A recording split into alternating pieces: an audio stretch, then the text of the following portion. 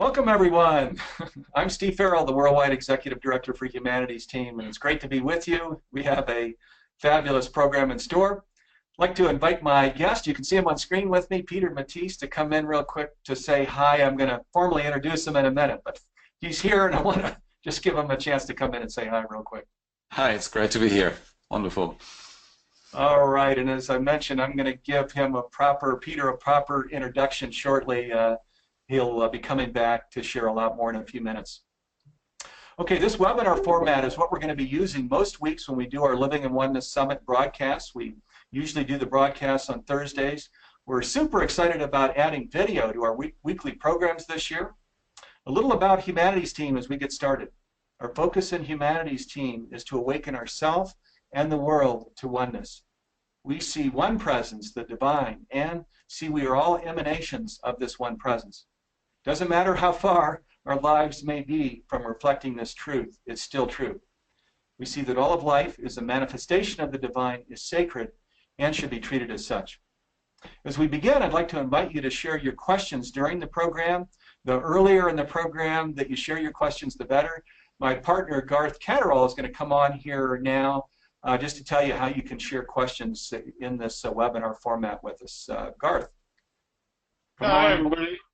In your GoToWebinar control panel, you'll see a questions pane, and you can add your questions there, and I'll try to answer the ones that don't need answering by Steve or Peter, but the rest of them I'll just kind of put a flag there that you probably won't see, and people bring those in later in the program. So share your questions in the questions pane. Thank you. All right, in the questions pane, and once again, go ahead and get started. As comments or questions come to you, go ahead and bring them in. And Garth Catterall, thank you so much. Garth is one of the leaders for Humanities team in the background that created and is running this program. Okay, let's get started. I'm going to read a brief introduction here for my special guest. Now, Peter Matthies is the founder of the Conscious Business Institute. Before this, he was an organizational analyst, consultant, and venture capitalist. He is the author of 2 books and more than 100 articles on technology, investing, and conscious business practices. Peter is a founding signatory of the Conscious Business Declaration and serves on the faculty of the Humanities Team Conscious Business curriculum. And welcome, Peter. Thanks so much. It's wonderful to be here. All right, we've got a lot ground to cover here, so let's just go ahead and jump right in. Peter, I'm going to start with just some of the questions I developed. So why is consciousness or conscious business so important if we want to transform the way we conduct business? Just start right at the top. Yeah, okay. I think that's a great place to start. You know, when we do seminars all around the world with leaders, and we go into those rooms, and then they sit on their chairs and they rock back and forth, and they say, okay, now what can we do? What can we do? So I feel that we are so much into doing all the time that we think we have to do something to change something, not knowing that all our doing is really steered by our consciousness.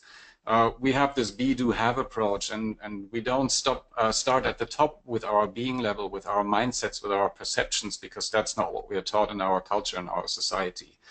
Our society tells us that we have to start on this doing level. We have to change our behaviors. We have to do something different in order to achieve different results. We have to do more.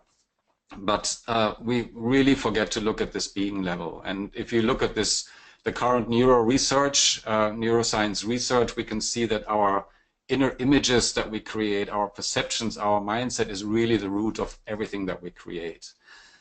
So when we speak with executives, we often tell them that they can look at their success and they will find that their success, whether it's on a personal level or on a business level, stops exactly where their consciousness has stopped.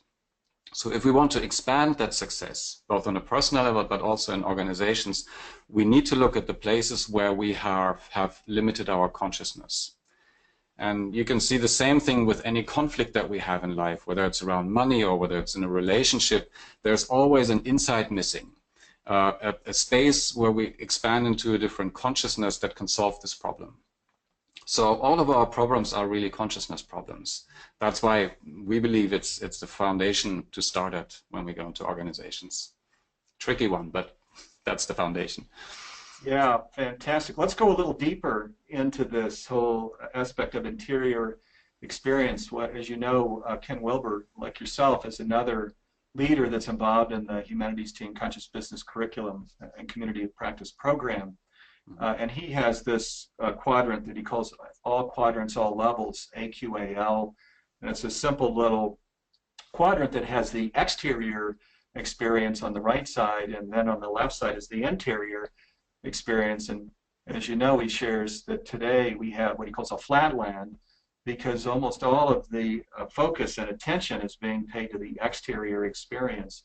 The interior experience, where we go within and commune with the divine, this aspect of consciousness, this aspect of how we come into this place of peace and blessing and abundance, and etc.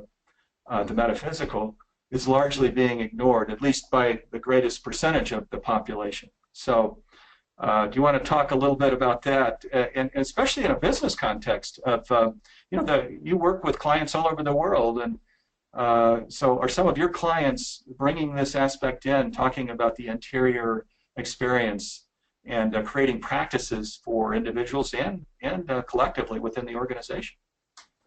Yeah, it's a great point. I really like this, the model Ken Wilber has about the internal and the external experience. We have a bit of a similar model with our four-quadrant approach.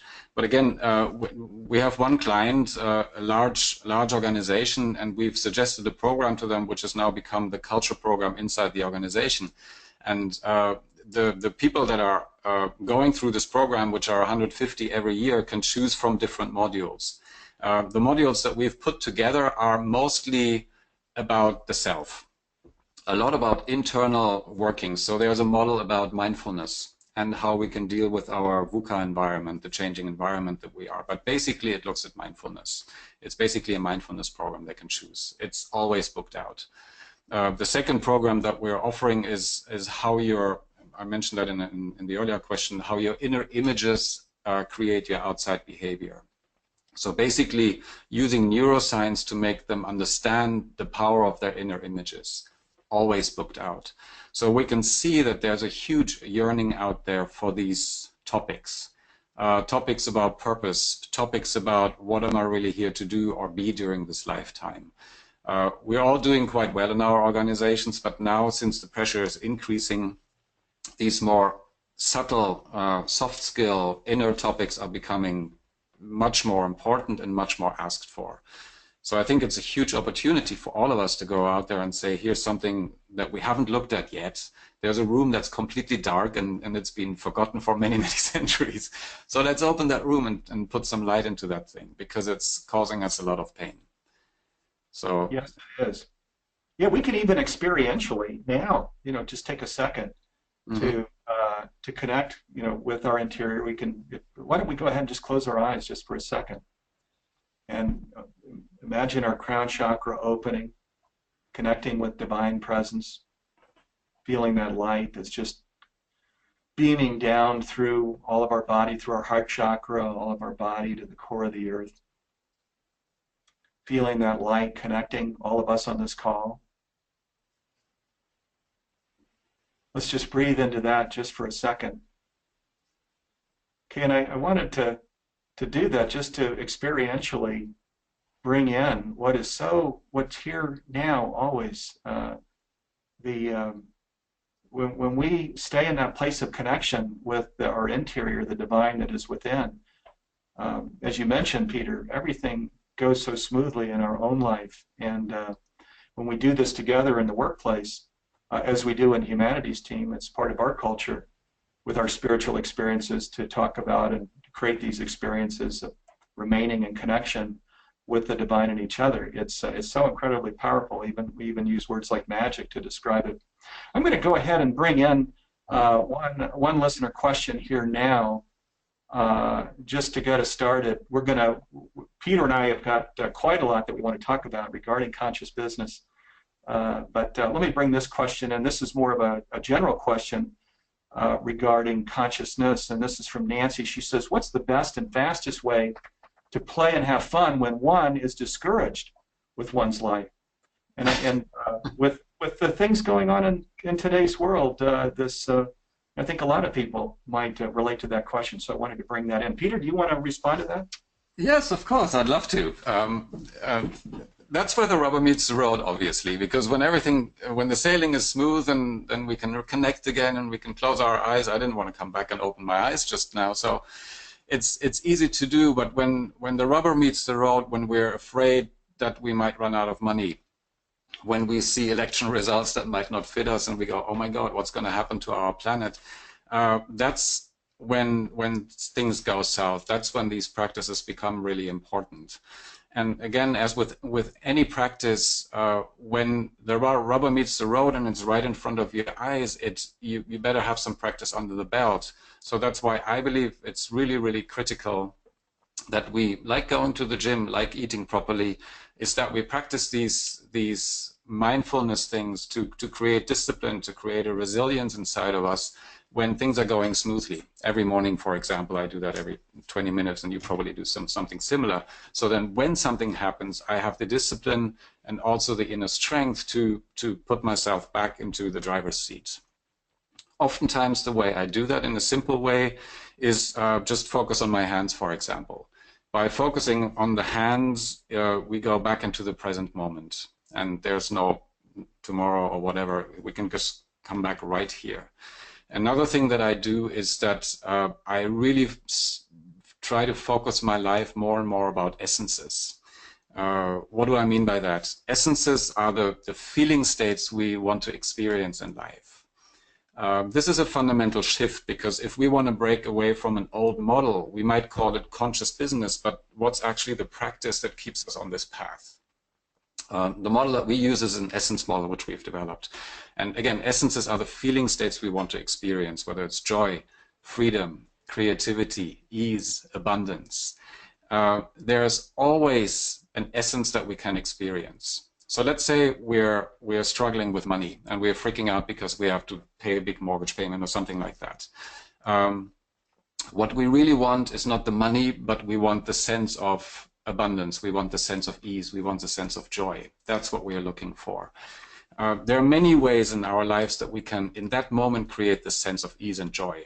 We can go and out and take a walk, for example. We can play with a dog. We can play with a cat. We can look into our child's eyes. And we might experience the same sense of ease and freedom that we would experience having the money. The trick that we're playing here is that our body doesn't decide or distinguish whether the feeling comes from money or whether it comes from looking to a child's eyes, for example. So by focusing our life on essence rather than the material outcome, we can create a fundamental shift that keeps us authentic and that keeps us in the present moment. Hope that helps. Yeah, and I'll just add to that, because we're all getting plenty of practice in this now, aren't we, Peter? Again, with all of the things going on in the world, not only the election here in the U.S., but events in Europe and around the world. And just the aspect of the gratitude for all the incredible things that we do have. Our family, our friends, even now, Peter, you're an old friend from back in 2003, connecting with you, feeling your heart energy. We can't see right now all of the people that are gathered here, but all of the amazing people that are conscious, that are focused on creating consciousness in the workplace, that are with us.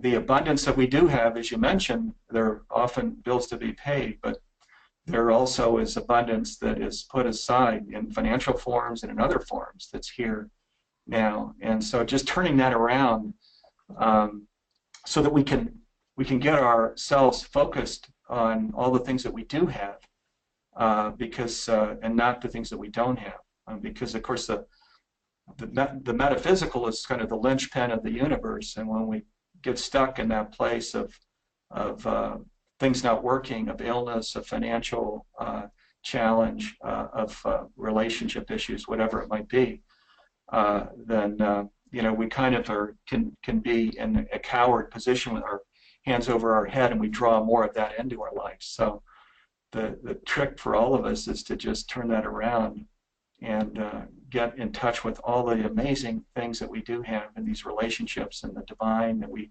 experience within, the abundance that we do have, etc. So, okay, let's just get back to other questions. There's a question from Ralph that came in. We'll get to your question here in a moment. Thank you, listeners, for bringing questions. I'm going to kind of interleave between things that Peter and I have here and your questions that you're bringing in during this program. So, Peter, is the time right to bring consciousness to business with all of the things that are going on in the world? You know, in this year, early 2017, is the time right for conscious business? I think the time is right for many centuries already, but we haven't done it yet. I think it's getting very ripe, because if you look into our world, it's becoming quite messy. You know, there's a lot of fear going around. There's a lot of knee-jerk reactions. There's a lot of emotional reactions. There's a lot of polarizing, which causes tremendous trouble in our world, and will probably cause more trouble in our world. So I think now is an amazing time to talk about these subjects and get them into organizations. What I'm seeing is that whenever the pressure gets harder, whenever we are challenged with something, whether it's on a personal level or as an organization, many of us go back to the old principles and are trying to push harder, and are trying to dominate more, and are trying to cost cut, and are trying to squeeze their people. So when we work with organizations, that's a tendency in the most traditional organizations that they're pursuing. Push harder, work harder, do more, and the people are just suffering. So maybe we'll get to a breaking point for that to change for some organizations, maybe for parts of our world, I don't know. But at the same time, when we're under this pressure, we have this tremendous opportunity to shift away to this new paradigm. And whenever these shifts happen in our world, there was a big pressure there. There was a big event or big problems that were happening in our world, which had to force us to go through this transformation, which is always messy. So if you look at a butterfly that transformed from a caterpillar to a butterfly, it's a messy process. When we give birth to a child, it's a messy process. It's a painful process. So we're in the same kind of a birth process here. Is there an opportunity that things go south? Yes, there is. It's always in these kind of processes. But at the same time, there's a huge opportunity now to transform. Maybe one last sentence is, are companies willing to change to conscious business principle? I'm not sure whether they're there yet. But what I can see is that they're desperately looking for solutions to their problems. So when we go into organizations, we don't sell conscious business to most of them. Most of them, we solve their problems. And it always comes down to consciousness, so it's very nice that we can bring in those consciousness principles. But in most larger organizations, they don't ask for, how can we become a conscious business? But smaller ones are, more and more. Yeah. Yeah, gosh, and I know you're in Santa Barbara, I'm in Boulder, and we both have plenty of businesses around us, don't we? Small and medium-sized, and new businesses being launched that are focusing on conscious business. I talked to somebody just the other day who started a business focused on permaculture, where, of course, we're modeling our own organization on nature, which is really cool, and his business is taking off well. So it does seem that there's, as you mentioned, in large organizations, there's going to take some time and there's some work to do. That we've got organizations like Unilever over in Europe and Tesla here in the U.S. that are wonderful models, but many that are going slow. But the grassroots and the small and medium-sized businesses, there's some encouraging things going on too, aren't there? Yeah, and I believe it's a gradual process. So we're not creating a conscious business and then you're 100% there. It's about nudging them on the scale towards consciousness a little further. Nobody of us is so conscious that we say, oh, we are perfect here. Might as well check out, because it gets quite boring maybe then. Yeah.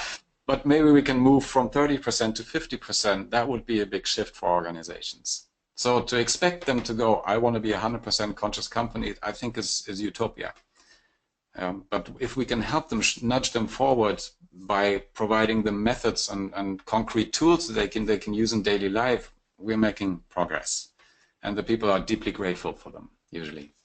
Yeah, I'm glad you brought that in. That is such an important point, that this is really, it's a journey, not a destination. That Mhm. it's not like you ever get to perfection in conscious business, is it? Instead, it's kind of a stepped process where maybe you get to an entry point where the business is generally conscious, but you can keep taking steps further and further, deeper and deeper into it. I think a lot of people know Humanities Team is part of this global Conscious Business Alliance, and we're creating, of course, certifications for individuals now, Conscious Business Change Agent certification for people that go through training, and of course you're on the faculty, as I mentioned, Peter, during the introduction. But we're also, John Thomas and Craig Elkins are two leaders in the Humanities Team that are building creating a designation for conscious businesses that starts at an entry point and then shows, more progressive steps into it, so that you could be, for example, bronze or silver or gold, in conscious business if you were to use that designation. But the important point here is it's a journey, it's not a destination. And so just getting started and feeling the benefits of it. There are incredible financial benefits, but you don't actually do it for the financial benefits. You do it because of just the incredible, as you mentioned, be, do, have paradigm when you were talking a little earlier, Peter, just this aspect of beingness, of living in connection, of living in that place of spiritual connection, and the incredible benefits that are brought back there. Do you want to talk about that for a second? Yes, yeah. I mean, the first thing that comes to mind is that when we give keynote speeches, for example, and there's a room of, I don't know, 50, 100, 300 people or something, and we outlay these principles and give the people a feeling for how a company can be run and how it can look like, with trust, with genuine care for each other, with authenticity, with all those principles behind it. And then we show a study from Yale University or Harvard University, I think it is, that asked, I think, 700 or 800 top CEOs how they would like to build the ideal organization. It's overwhelming that we all want the same thing. We all want to build organizations that are more people-oriented, where we can be ourselves, that are inspiring, where we can be authentic, where we can trust each other. For some reason, it's not quite working, so we have to figure that one out. But if I have people raise their hands in the room, all the hands go up. And then there's a big question, okay, how can we get there? So if we're at a crossroads as an individual or as an organization, and if we can choose this traditional path of building an organization, or we can choose this more inspiring path, which one would we choose? Even if we don't make more money at the end of it, even if it would be the same. And I have yet to meet somebody that says, I'm going to go the traditional path. So we all want to follow our human nature. At the end of it, the money will come, will be there, and studies show that it's usually much more than we do in traditional organizations. I mean, there's the Firms of Endearment study. I'm not sure how representative that is, but it shows that these purpose-driven and firms of endearment that are more conscious and purpose-driven outperform the traditional by I think 8-1, which is a huge factor. Total return to shareholders over a period of 10 years. I think that's probably a little high if you look at a more average, but there are different studies done by Ernst & Young, for example, and Oxford University, that show that kind of purpose-driven engagement companies increase productivity by 80% or something. It's still a huge amount. I don't think there's any study that shows that the traditional companies are more profitable. But again, as leaders, we have to ask ourselves the question, if we're at this crossroads and we have these two choices, which one do we want to choose for our lives? And now the question becomes, how can we move into this direction of this more inspiring choice? What is the pathway to get there? Yeah, boy, it is such a magnet, the benefits, as you mentioned, 8-1, that is astounding. It doesn't surprise me. But just the magnet for the team in so far as how they work together, where they are authentic and sharing transparently and from the heart. And of course, where we do that with our customers, and we do that with our vendors, and just this whole eco chain that is around the business. It doesn't surprise me to hear numbers like that. Yeah. Just one little example. I was just working with a guy in Europe who was a VP at a larger organization, and he said he had to lay out a product for the board, and they developed it. They put everything in a nice presentation, and it took about a week to do all of that work. And then they took 3 weeks to meet with people so that they wouldn't block it, that they would kind of pick them up on the next to them and say, "Are you supporting us?" Da, da, da, da. So 1 week of work, 3 weeks of politics before they went into the board meeting. So of these 4 weeks, if we can just cut the politics in half, we would save so much time. I mean, you can send McKinsey people in there and do cost cuts and do budget cuts and throw people out, and they're lucky if they increase the productivity by 20% or something. But here we can cut costs by 50% easily if we just would trust each other a little more and work together in a better way. That's a great lead-in, Peter, to, I was going to ask you, what are the main obstacles in shifting leaders and organizations to more conscious business practices? So, you know, as we talk about, you mentioned politics in an organization and cutting through that. What are obstacles that you would share that you find in organizations when you're inviting them to go down the conscious business path? Yeah, again, most of them want it, but I think we're just tied up in our agendas. You know, the world is spinning so fast, we can feel it on in our personal level as well. We have to pay the rent, we have to meet the sales targets, we have to cut costs by 20%. We're on the timeline to produce that product. The marketing campaign is going out, so we're just constantly running, having to meet this agenda, which is oftentimes set by other people. And so behind that is the biggest fear that if we just stop this agenda, everything falls apart. Our life falls apart, we're getting fired from our job, we're not making enough money, we're being rejected, we won't get a job anymore. And these fear-based stories that we hold about this event that probably happens. So the biggest obstacles is that we are just not used to stopping the machine for a little bit. We're spinning so fast, and it's like a wheel that's turning. If you imagine a wheel and people are just constantly spinning this wheel and making it go faster and faster and faster. So if we want to work with organizations, we have to kind of jump on that wheel, or at least go alongside so we can work with them. We can't have them stop the wheel because it just doesn't work. And if we want to crank the wheel, if you're sitting on a bicycle and pull one side of the steering wheel, you'll actually go onto the other side. So there's a counter movement, a resistance that we feel when we actually try to manipulate that wheel or stop it. So we have to kind of move with the same speed and go onto that wheel and say, okay, now while you're on that wheel, what can you do in this crazy situation that you're in to build a more inspiring culture? What can you do to build more fulfilling relationships while you're in this crazy wheel? What can you do to become more aware, more conscious, more authentic in your job while you're on this wheel? So I think that's the reason why our approaches are quite successful in organizations, because we're on their wheel and we can then steer the wheel into a different direction by giving them leaders concrete approaches that they can implement in their day-to-day situation. For example, how to build a purpose-driven culture in their team, no matter whether their bosses lead in a different way or not. Does that make sense?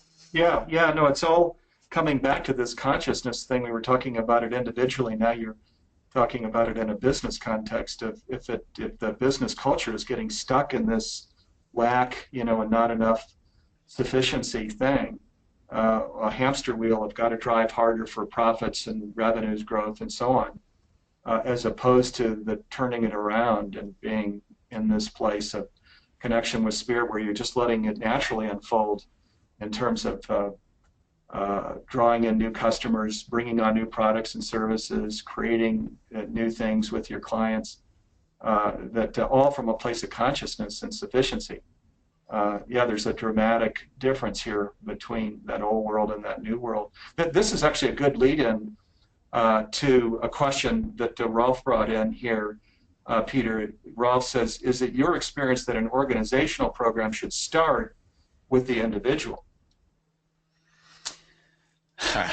That's another good question.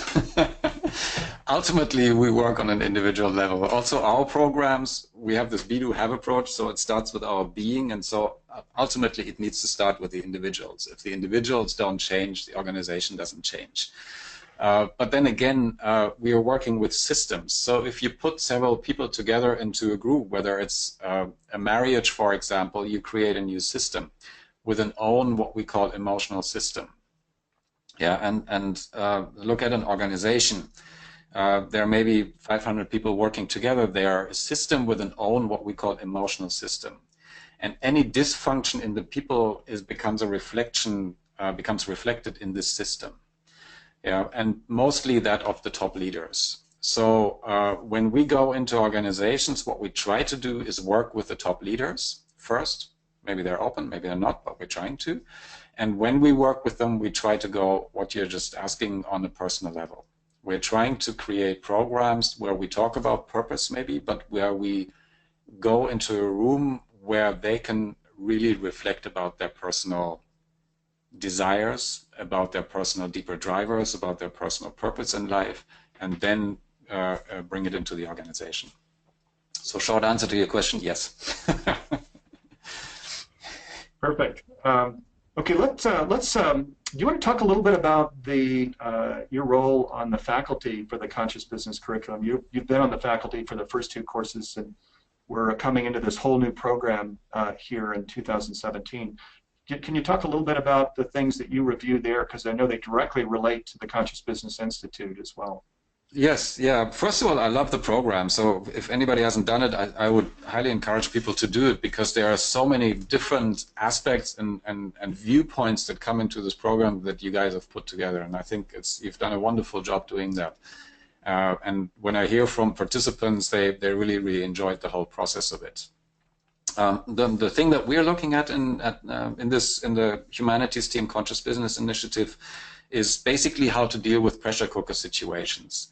Again, the same thing when rubber meets the road, because what we're seeing is very much in alignment with what Ken Wilber says, is that if we want to grow as human beings, if we want to grow as people, and also with that as organizations, we need to look at 2 aspects. The first one is the spiritual growth part, which is the whole aspect of oneness, expanding into our authenticity. Who are we really here to be during our lifetime?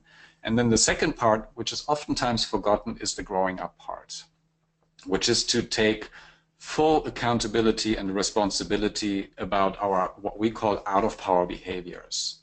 When we operate from fear or fantasy that something might happen, which is basically the same as operating from fear, we fall into a typical behavioral mechanism, which we call the model of dominance and subservience. So basically, when we're operating from fear, we're afraid that something that's important to us is going to be taken away. Our love, appreciation, money, our job, all of these things that keep us afloat. And when we operate from fear, we try to dominate those resources. Yeah, we try to dominate money. I need to get more money. I need to get into a higher position. I need to keep my job. And if we can't dominate the resources because there's somebody that's putting pressure on us, we become subservient. So in meetings, we might not speak up anymore, for example. We might not show up as who we are. So basically, whenever we are operating from fear, we are trying to manipulate the outcome. We're not authentic anymore, but we are trying to manipulate the outcome. So that's in a nutshell what we are looking at, this human behavior that we've been carrying around for over 8,000 years, which has really become the governing principle in our culture, in governments, in organizations, and even in many of our personal relationships. So that we can look at this growing up part in a more structured way.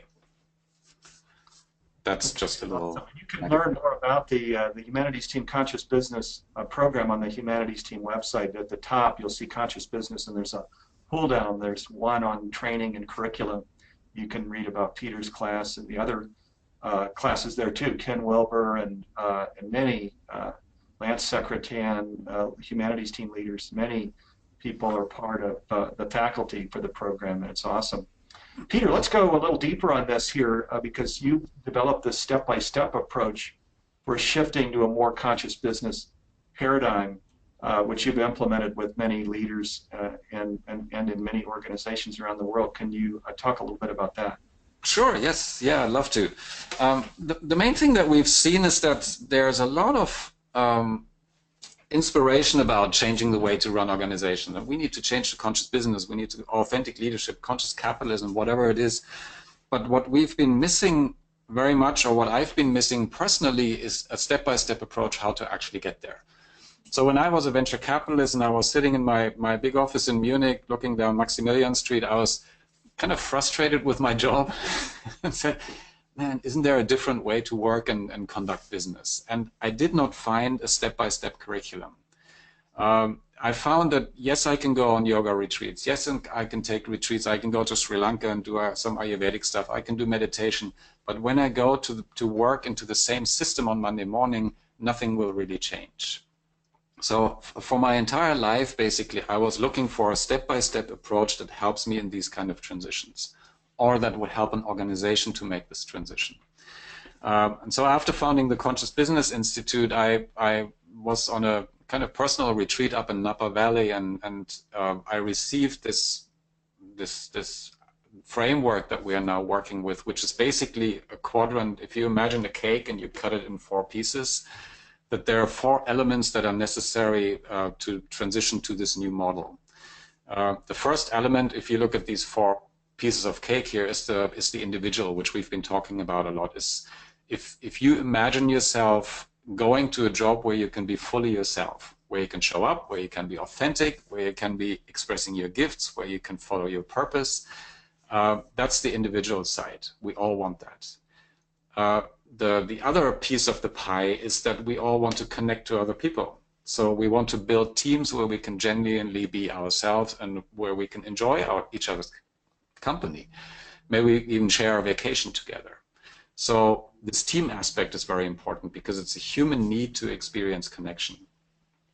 The third quadrant is a purpose. We all want to make a difference in the world. So the question is, how can we build a culture where people are inspired, where they share a common purpose, where we can make a difference together? And then the fourth quadrant is, how can we sustain ourselves? How can we make money? So if you ask ourselves where you can fulfill these 4 quadrants inside an organization, in your job, then you'll find that you probably don't want to leave this job because it fulfills yourself, you can connect to others, you can pursue a purpose, you can make a difference. Everything in life we do to fulfill these 4 quadrants. So by providing kind of a step-by-step process how to build these quadrants inside of individuals, leaders, and also for organizations, we can step-by-step shift an organization to this new paradigm. Yeah, it sounds awesome. A little abstract, but I can give you some examples. Yeah. Well, it 4 quadrants is can really kind of distill the vision for how to move forward, can't it? So, which is like Ken Wilber's 4 quadrants. I love the way you keep bringing it back to the practical, and people may know Peter started this Conscious Business Institute back in, was it 2000? It was in the early 2000s. 2005, yes. 2005, yeah. So a lot of practical experience with this, and again, he's a valued faculty member on the humanities team Conscious Business Curriculum Program. Got lots of questions coming in. Thank you. Let's just get to a few more here. Here's one from Paru, who says, how can the work ethic of baby boomers meet with Y generation less work ethic? So I think this aspect of baby boomers, the Y generation, the millennials, there's often talk about their work ethic. I think that's what this question's going at. Do you have any thoughts on that, Peter? Oh yeah, many. Well, it's good for the whole seminar here. and it's a double-edged sword. What I see, there's a really interesting little video by Simon Sinek where he talks about these the baby boomers and how they behave. I think the most interesting thing is that there's a fundamental shift in the way these new generations work. When we look at our history, it's actually a personal shift that we are going through as a culture. When we look at our history, let me start a different way. We all have a certain personality type. Yeah. When we look at leadership personalities that are more visionary, like the Martin Luther Kings, the Gandhis, the Nelson Mandelas, those are violet leaders, as we call them, because they have a violet aura color. So they're more purpose-driven, they're more passionate, they need to make a difference. And if you look at those leaders, they've all been killed in our culture. Yeah, because we are coming from a society where that was not valued. In fact, it was very threatening. Yeah, so all of these Martin Luther Kings, etc., have actually been removed from our society because people were afraid of them. Now it's a little different. If you have a vision, it's like Martin Luther King, go stand in line, because we all have a vision and a purpose here. So it's very common, and we're not getting killed for it anymore. It's actually the culture that we're living in at the moment.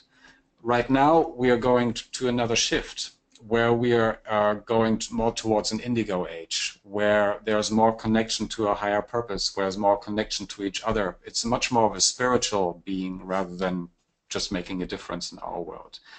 It's another transition that we're facing in our world, and I see a lot of millennials representing this kind of a generation. It's a threat to many of the existing ones, because they think, oh my God, how can we even run organizations with this kind of expectations that millennials bring along? But it's also a cultural shift that we're going through, because these individuals are just different personalities that we are not used yet. One of the most prominent indigos is Michael Jackson, for example. And you can see that he's just a different personality. Yeah, and so these new kids that are coming into our world bring these indigo personalities, more spiritual, more holistically thinking. They just don't want to do it the old way. They can't just work in an organization, and it's just not working for them anymore. So the challenging part will be to accept that this change is coming, and to sit around the table and actually have conversations and learn from each other. Because it's a global transition that we're going through, and if we can manage to work together, the effectiveness of the baby boomers maybe, plus that visionary, that connected aspect of the millennials, it can be a very enriching experience, and it can propel an organization forward.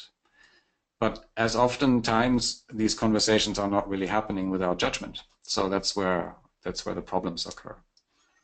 And just to bring this in, of course, this is where conscious business plays such an incredible role, huh, Peter? Because it's not only boomers and our generation and the world around us in general that responds well to this place of transparency and compassion and loving action, but it's almost in this more narrow focus of the millennials, of the younger generation. It's the key element, the whole purpose and intention and focus of the business that goes beyond just financial profit to really to the aspect of generating good things for humanity and the planet and the community. It's a key dimension, and so many business leaders talk about how the turnover, they're here for a year or two and they're gone. I would imagine, I haven't seen studies to this effect, but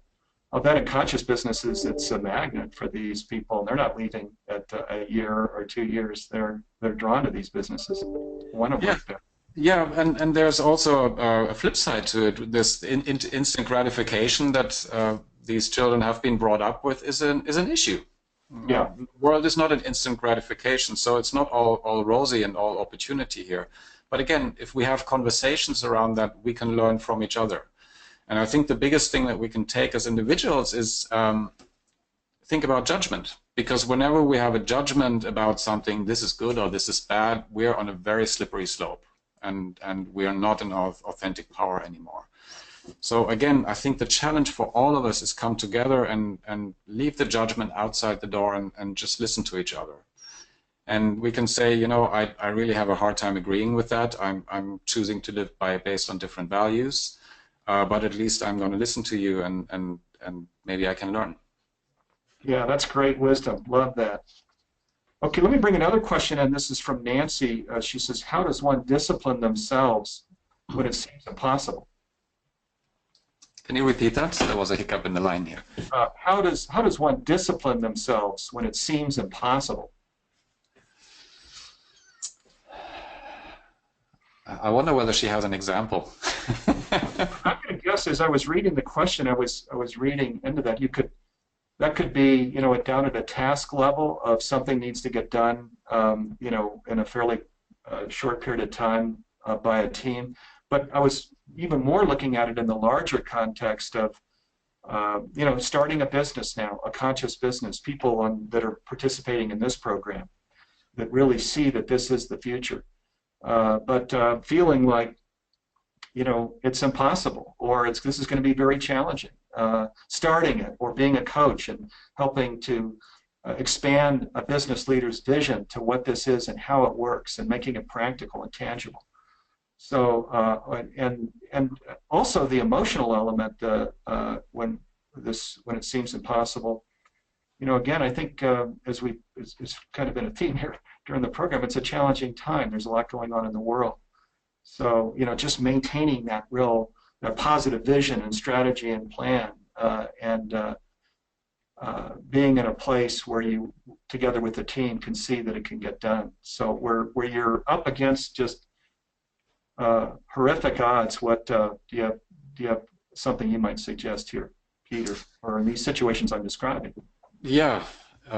Again, there are two sides of the coin that come to mind, and let me address that one, which you might not think about right now, Nancy. But the question is there a should behind this? Yeah. So should I discipline myself? Should I do this? Should I do that? And whenever there's a should behind it, again, we're back on the old model that we are not enough and we have to do more. And so maybe discipline is not the right approach to get anywhere. And we can ease up on ourselves and say, maybe I shouldn't do this. Yeah, because there's a lot of depression going around because people feel they should work harder, or they should do this, or they should do that. So just before we assert this discipline and do something more, ask yourself, is that a conditioning from our society? And again, the other side of the coin is it seems so overwhelming what's going on out there. How can we discipline ourselves to keep a positive spirit? Well, again, we're all human beings. We go in and out of these emotions, and I think it's very, very valid to not ignore the emotions that are going on. If you're very, very frustrated, then feel the sadness or feel the anger and actually go into that emotion. And not wipe over it and say, I need to discipline myself, because then you're cutting yourself off from yourself and from your authenticity. We talk about that during the Conscious Business Initiative program, is that there are certain conditions, emotions that we have, which are shame, blame, guilt, outrage, and pity. So when you find yourself using these emotions, I should do that, or I feel guilty or something, then be very careful and don't dwell on those emotions, because they grow over the years. They never go away. But when you cut through these emotions and actually feel your authentic emotions, anger, sadness, confusion, and fear, there's a richness in that if you sit in those emotions and actually feel those in your body, they can dissolve over time. And that's how we heal our emotional system. Okay? So my suggestion would be, don't ignore what's going on inside of you. And at the same time, we need to get up in the morning again and keep going forward, because that's what life's about.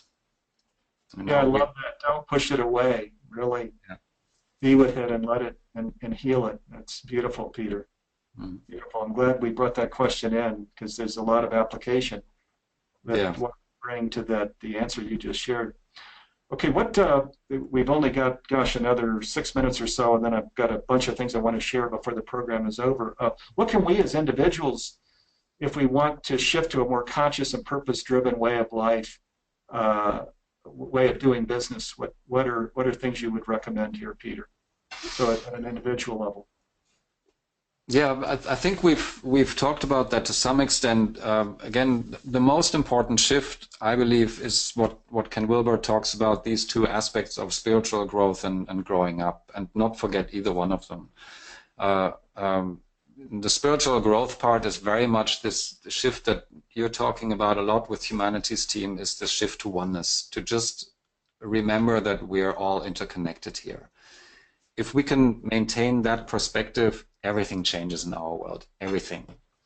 So this is one of the fundamental shifts we can do, and to understand truly who we are here to be on this during this lifetime. In our Conscious Business Institute programs, we have a certain approach where we take people through that, discovering their authenticity. Who are they really here to be during this lifetime? What are their unique gifts and talents? What are their purpose? So that by the end of this program, we hopefully give people the opportunity to have grown in the spiritual side, a real understanding of their authentic power. And then we go into the second aspect of the pie, which is the growing up part, where we go into this model of dominance and subservience and look at these aspects that cause fear-based behaviors. So I think what people can do is, first of all, really focus on individual growth. What's driving you? What's your authenticity? And secondly, become conscious and aware of the things that are keeping us away from it, our fear-based behaviors, and take full accountability for them. Fantastic, love it. Yeah. Another more great wisdom. Okay, there's a question here from Eleanor. She says, are there any success stories yet which will assist us in creating a new blueprint, since there are no point of reference at the moment? So as we talk about conscious business success stories. Yeah, I've got plenty of them. One just comes to mind is a guy at again, large semiconductor firm, worldwide semiconductor firm. He was a vice president. He had about 3,500 people that he was managing, and he wasn't doing it quite well. He was one of the sharpest guy I met in my lifetime, but he was not a good manager yet because he was still quite young. I think he was 38 years old when I started working with him. And he was open to these approaches because he realized that his HR manager said, you know, we need to change something or you can't fulfill this position anymore. So he started working with us, and he was somebody who adopted these approaches with enormous speed. So I give you an example. There was one session that we had, and we met again, I think, 6 weeks later. And by that time, he had pulled together his entire first line, his entire 30 people that are his direct reports, and said, we will meet for 3 hours on Thursday morning. And everybody went like, oh my God, I'm not going to do that. 3 hours, I don't have that time. So he brought them together and said, you know what, I'm going to change something around a little bit. I would like to just gather all the issues that we have in our company here, in our department. And so they sat there, nobody said something. Eventually somebody started and said, okay, we have a problem with this chip, and finger pointing started. And eventually they went through this meeting all 3 hours and had 9 pages of issues. And so he just started facilitating and said, you know what, without finger pointing, what shall we do? And so they agreed commonly on meeting every Thursday for 3 hours. So what he did is he went from a directing leader to becoming a servant leader. He took these approaches and he said, I'm going to become a facilitator, a coach for my people, and I'm going to empower them and enable them. What was really interesting for me is that within 6 weeks, the entire culture of that team changed to the point that people didn't want to go back, and they said, we're going to rock with this. And he said, for me, it's so easy because now I have time for myself. I can wake up and have breakfast with my family. I can come back at 7 at night instead of 9 or 10 because my people are pulling the weight. He's created an engagement culture that completely changed the culture of the team, of this 3,500 people, within a period of 2 to 3 months, very quick. I talked to him, I think a year ago or something, 1.5 years ago or something, where he was now in Oregon working for the organization, and he had a budget meeting. So that was a couple of years after I worked with him. So he went to Santa Clara to meet with the board of the organization, and budget meeting can be very rough. It's like pulling teeth. You have to fight for your numbers. And he said it was so easy because in 10 minutes I was in and out. And they said, how did you create this culture where you outperform what we are giving you as targets? You have full discretion for the money. Go, you're free to go, basically. So he created, within a short time, he created a culture that changed the entire system. And it was sustainable because it was a consciousness change that prompted him and his people in the organization to change this culture. So I think that's a really interesting example, because we can see that when we make this shift on a consciousness level, we cannot unsee something that we have seen unless we do this. So these approaches, when we work on a consciousness level, are much more sustainable when people go back into the work on Monday morning or even a year later. I hope that helps as a... Yeah, I love that. Directing leader to servant leader, because you're really talking about the difference between business and conscious business, right? Because in conscious business, where we're bringing in that whole left side, the interior experience of connection with the divine and each other, I think we maybe more naturally become that servant leader.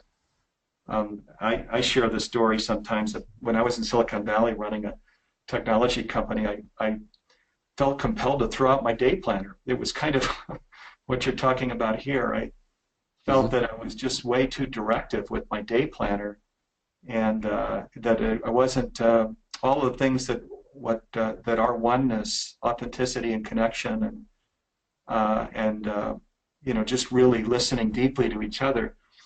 There's not room for that in this directive style of leadership. So what a great example to bring in here during the program. Okay, Peter, where can people go to follow your programs? Because you've got some great stuff going on there.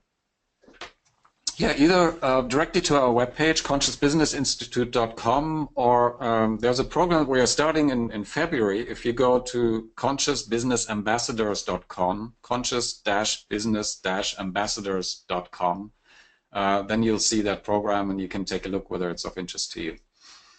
Awesome. Yeah, it's a fantastic program. So both Conscious Business and the Conscious Business Ambassadors program are worth checking out. Peter, thank you. I'm going to come back and thank you some more, but that at least gets me started. That was what an incredible hour with you. Thank you so much. Yeah, thanks for having me. Oh, yeah, well, absolutely. I shared earlier about this Conscious Business Alliance that Humanities Team is a part of. It's made up of 4 NGOs around the world, Humanities Team based here in the U.S., but global. The Club of Budapest, it's based out of Europe, the Goy Peace Foundation based out of Japan, and the Fowler Center for Business out of Case Western Reserve University. What this declaration focuses on, it says that the purpose of business is to increase economic prosperity, where we're talking about revenues and profits, but while contributing to a healthy environment and improving human well-being. So this is saying that businesses must be about more than just creating financial profit. I encourage you to go to the website that hosts this global business collaboration. It's consciousbusnessdeclaration.org. You can go to the site, read about it, and sign it. We'd love for you to be an ambassador for conscious business in your community. There's an opportunity to do that right from that website. Also, as you probably know, we in Humanities Team are in the lead on the Conscious Business Initiative. It's a global effort to transform business. We know this project is ambitious, but with your assistance, we're actually making great progress. Now we're asking you to join with us to grow the conscious business movement. We know you share our heartache about business that cares only about financial profit, the exploitation of resources, and the mass extinction even of species that are taking place. Maybe you feel the same evolutionary impulse that we feel to evolve business into a force for global transformation. We are at a tipping point, and what's exciting is that this conscious business movement gives you a way to have immediate impact. We're inviting you to donate what you can, $25, $50, even $5 to fund this thing. Now we invite you to join your individual practice to this larger ecosystem that's around us, that is this global business community. Your support will help to make this movement grow. To donate, you can go to the Humanities Team website, that's humanitiesteam.org, and then at a /CBI-donations. I think we're putting that in the window now too, so you don't have to even go to the Humanities Team website. You can just click on the link to see this program, crowd-raising program that's supporting the Conscious Business Initiative. You'll see a video when you go to that link to learn more. If you resonate with our work, please donate to the Conscious Business Initiative, and thank you to all of you that have and are doing so. There are some upcoming programs that you don't want to miss. There's one on next Thursday, January 19th. It's at 8:30 a.m. Pacific time. It starts. It's with Patricia Cota-Robles, and this is going to be a 90-minute program. Patricia will spend about 60 minutes talking about an update for all of what's happening on the planet at this time as we talk about humanity ascending. And then there's a 30-minute Q&A, and the program is live. So I encourage you to join us next Thursday, the 19th, for that program. That starts at 8:30 Pacific time. Then a week later, on Thursday, January 26th at 9 a.m. Pacific time, Jonathan Goldman will join me. He's the creator of Healing Sounds and also the creator of World Sound Healing Day, which is on Valentine's Day. Do join us for that also. This program is focused on living in oneness, so I want to tell you about another thing. It's called Community Circle. It's only $10 a month. It's an intentional community for those who are living in oneness, those who want to collaborate and connect with leaders involved in spiritual activism. It gives you continuous access to over 350 programs and for Living in Oneness Summit and Global Oneness Day year-round. The programs are available anytime, anywhere, and of course they're available for your listening pleasure and for family members. There's also a Heart Circle video broadcast each week for these for Community Circle members where people can share intimately about successes and challenges in their life. If you go to humanitiesteam.org and scroll down to Community Circle, you can read more. It's, again, only $10 a month. I think we're putting that link in the window, too, so you can just click on it. Okay, I want to come back and thank you, Peter Matthies. Thank you so much. What an awesome guest you've been. Amazing wisdom. I feel your heart energy, brother, and just been great to have you with us. Also want to thank my partners and colleagues here in Humanities Team who make this program possible. Garth Catterall, who talked a little earlier in the program, Nanette Kennedy, Dee Meyer, Carolyn Chang. Her birthday's today. And then I'm saving the best for last. Thank you to each of you who are participating in this program, who make it a priority to be with us each week. Thank you so much for being here. In closing, I want to invite everyone to live as one. Of course, we'll each do this in our own way. When we do this, we draw on the power, the presence, and the peace of the divine. I'll see you next Thursday, January 19th at 8:30 a.m. Pacific time with Patricia Cota-Robles when we're going to talk about co-creating a new paradigm for 2017. Okay, and have a great day, everybody. Peter, take care. Thank you. Great. Awesome. Thanks so much. Blessings. Thanks, everybody. Blessings.